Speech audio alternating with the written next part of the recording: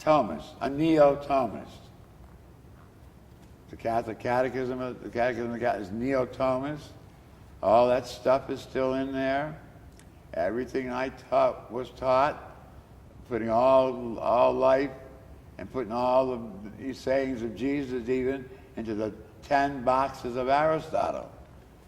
It just won't work. And subconsciously, the people are rejecting it, even they don't know why, because they don't know metaphysics. Now, what are some of your, what is the evidence that people subconsciously rejecting it? What is the evidence? They're living in a scientific world. That's their world. You can't be talking to them, well, how is Jesus present in the Blessed Sacrament, in the Eucharist? Well, the theory baptized by St. Thomas was that Jesus was substantially present. So if you accept that all the world is divided into 10 metaphysical boxes, substance and 9 accidents, then it works.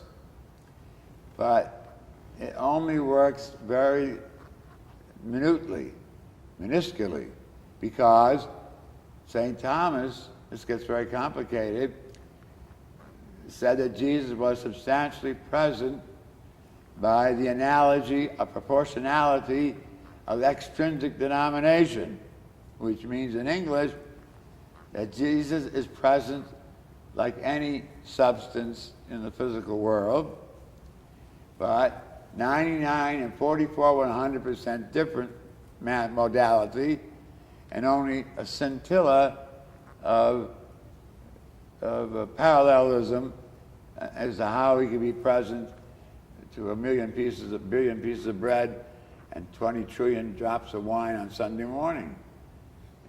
I mean, people, the average priest doesn't even know what transubstantiation means.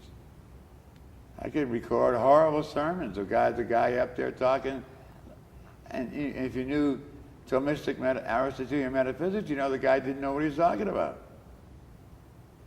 So that was a wonderful tool for 800 years. It's gone. The new tool is science and post-Darwinian science, not just post-Newtonian, and modified Einstein theories. And that's where we are. And that's the kind of faith that the young people are looking for.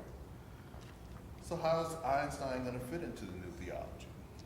His theory of relativity, Darwin's theory of everything is accidental.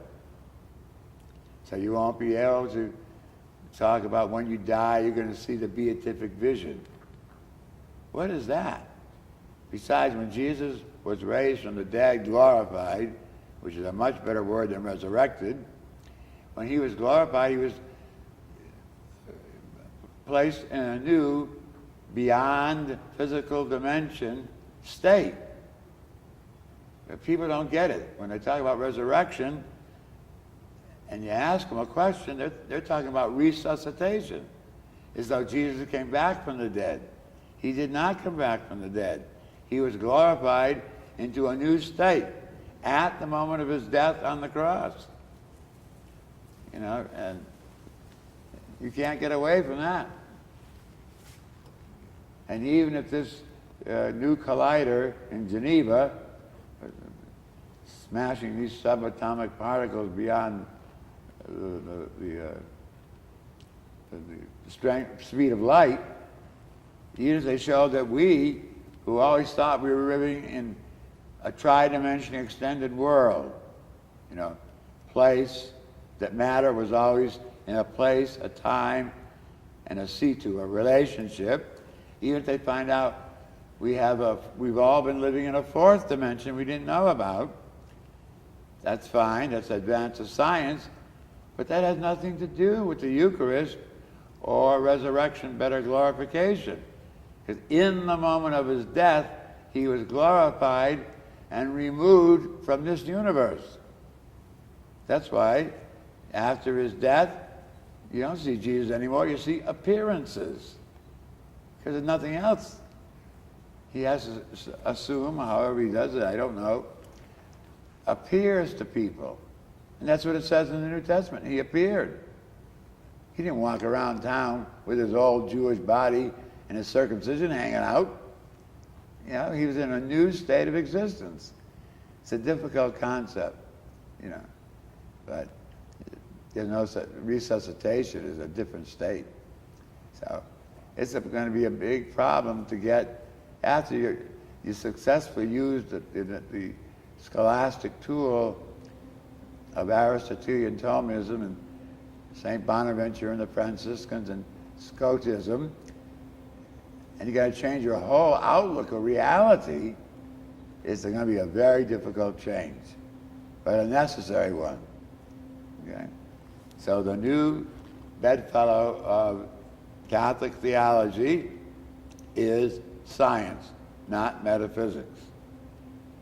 And it's, for those of us who knew it well, it's a sad death, but it's gone in front of our very eyes.